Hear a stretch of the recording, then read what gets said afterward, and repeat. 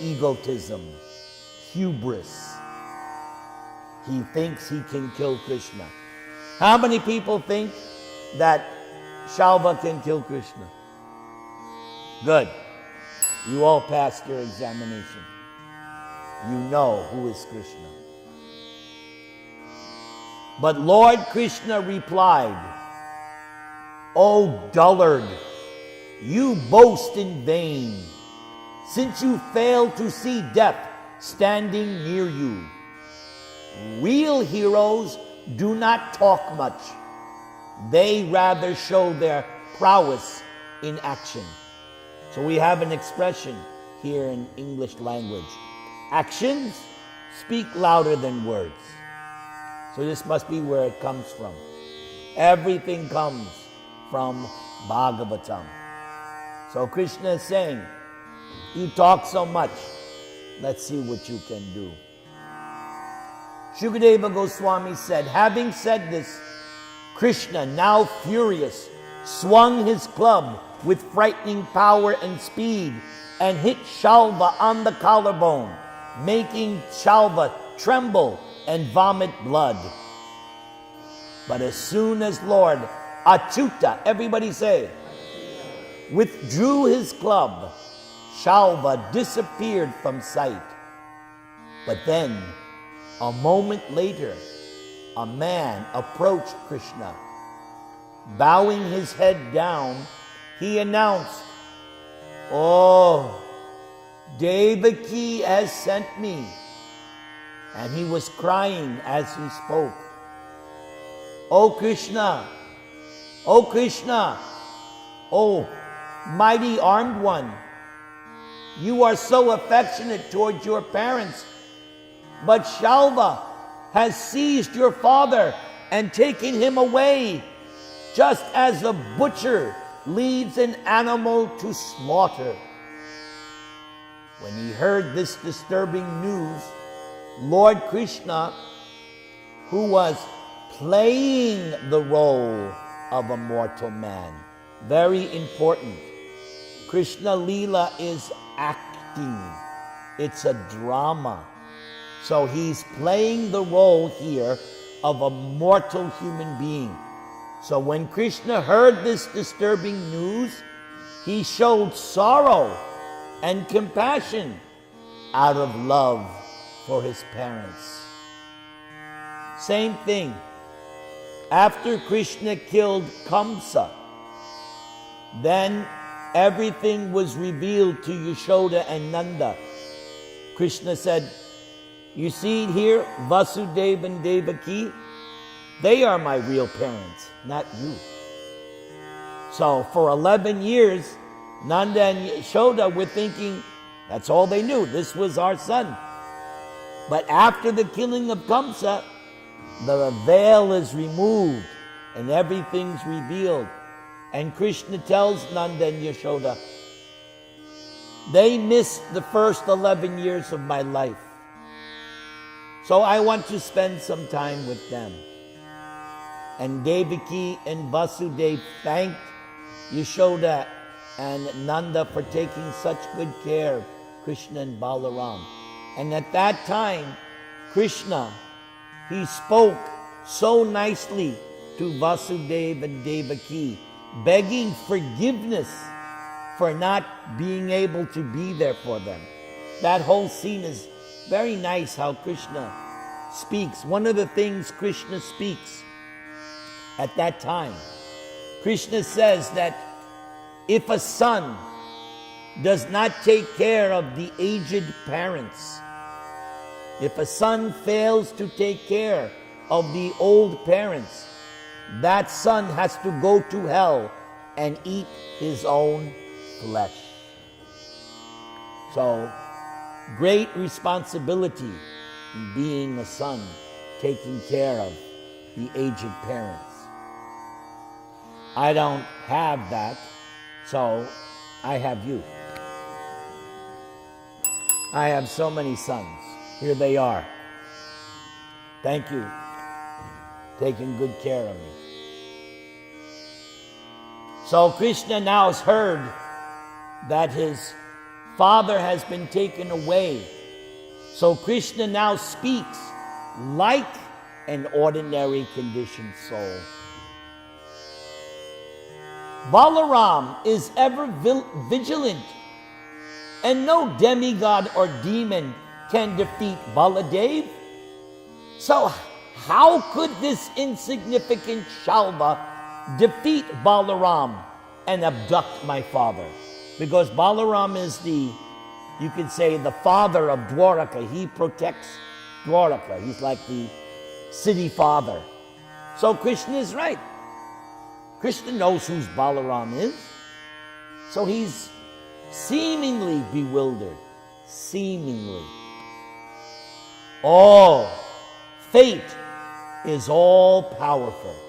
So Krishna here is speaking something true. Fate, destiny, is all powerful. Where does fate and destiny come from? Your own previous karma, your activities, your choices, your life choices. Every one of us is creating our own destiny and fate. We create it. So when you become a devotee and you understand this, two things happen. You take responsibility. You take ownership.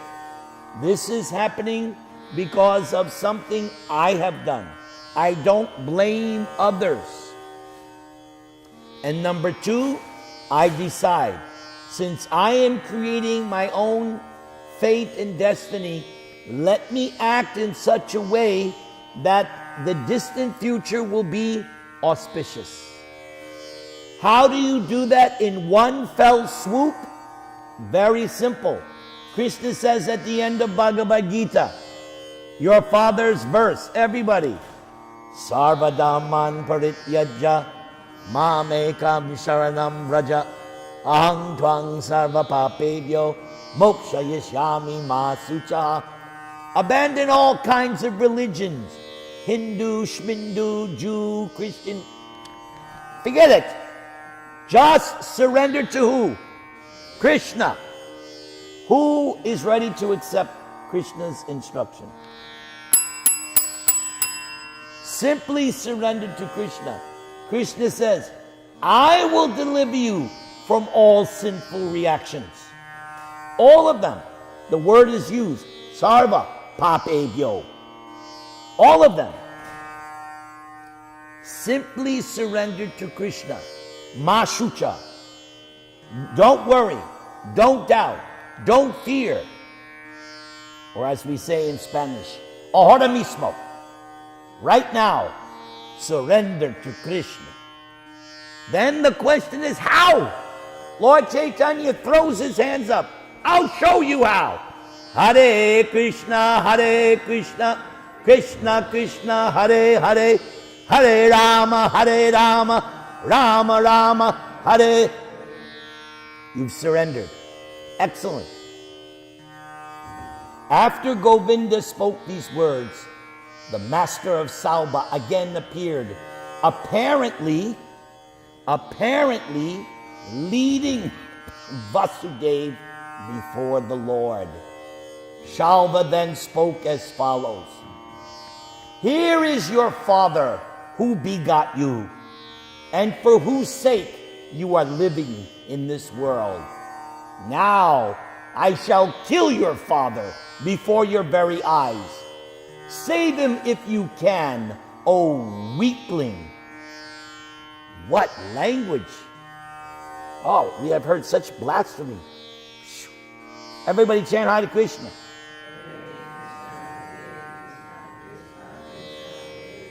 Hare Ram. Shukadeva Goswami said, after Shalva had mocked Krishna in this way, the magician Shalva appeared to cut off Vasudeva's head with his sword.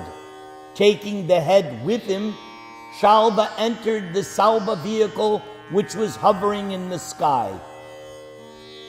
By nature, Lord Krishna is full in knowledge. and Krishna possesses unlimited powers of perception. Yet, for a moment, out of great affection for his loved ones, Krishna remained absorbed in the mood of an ordinary human being. So this is controversial. Again, he's playing the role. He's acting. So it says here, out of great affection for his loved ones. Again, Bhakta Vatsal. Krishna has great affection for his devotees. This is why I worship Krishna. He's not some old man with a beard, some vindictive great God, and I will smite thee down. No. Here is God who shows great affection for his devotees. This is why I worship Krishna. The loving God, not the angry, vindictive, egotistical. No, loving God. Govinda, everybody say. Govinda. Krishna remained absorbed in the mood of an ordinary human being.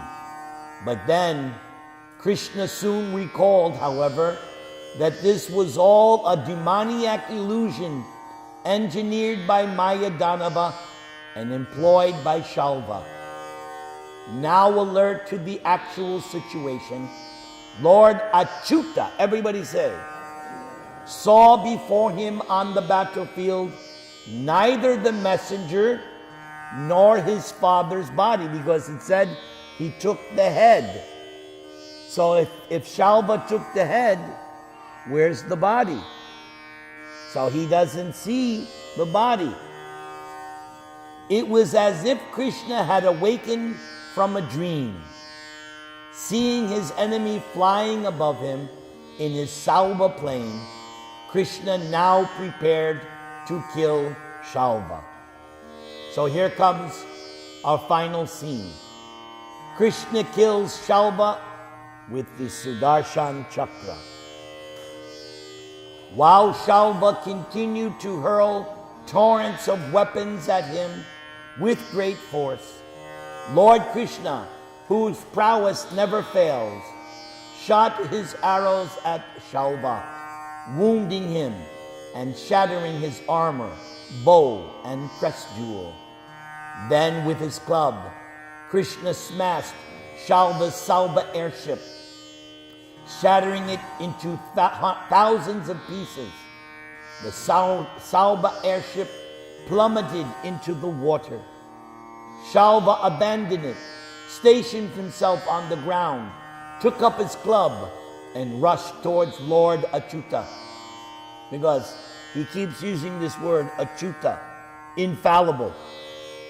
Shukadeva is impressing upon him, don't worry, Krishna is infallible. As Shalva rushed at Krishna, Krishna shot a bhalla dart and cut off Shalva's arm that held the club. Having finally decided to kill Shalva, Krishna then raised his Sudarshan disc weapon, which resembled the sun at the time of universal annihilation. The brilliantly shining Lord appeared like the easternmost mountain bearing the rising sun. Employing his disc, Lord Hari removed the great magician Shalva's head with its earrings and crown, just as Purandara, Indra, had used his thunderbolt to cut off the head of Vritrasura. Seeing this, all of Shalva's followers cried out, "Alas! Alas!" With the sinful Shalva now dead and his Salva airship destroyed, the heavens resounded with kettle drums being played by groups of demigods. And there's a final note. Shukadev wants to make sure we're not confused. Listen to what Shukadev says. Such is the account given by some sages. But there are those who speak in an illogical way, contradicting themselves, having forgotten their own previous statements. How can lamentation, bewilderment, material affection, or fear, all born out of ignorance, be ascribed to the infinite Supreme Lord, the Lord whose perception, knowledge, and power are similarly infinite? By virtue of self-realization, fortified by service rendered to Krishna's feet, devotees of the Lord dispel the bodily concept of life, which has bewildered the soul since time immemorial. Thus, they attain eternal glory in Krishna's personal association. How then can that supreme truth, the destination of all genuine saints, be subject to illusion? So, it was already revealed. It's all Krishna acting in the Leela, in the pastime, demonstrating at some times the behavior of an ordinary human being. May we all achieve Krishna consciousness in this lifetime. Hare Krishna, Hare Krishna, Krishna Krishna, Hare Hare, Hare Rama, Hare Rama, Rama Rama, Hare Hare.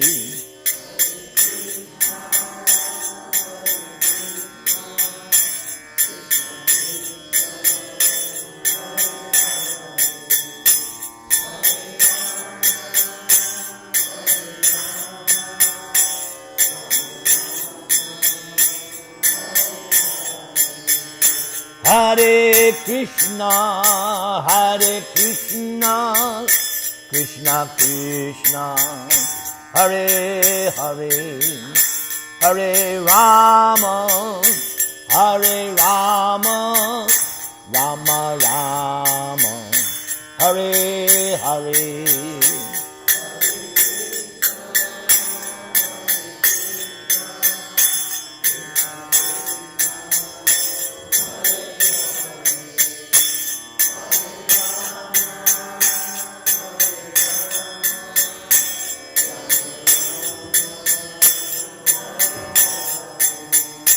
Hare Krishna, Hare Krishna, Krishna Krishna, Hare Hare, Hare Rama, Hare Rama, Rama Rama, Hare Hare.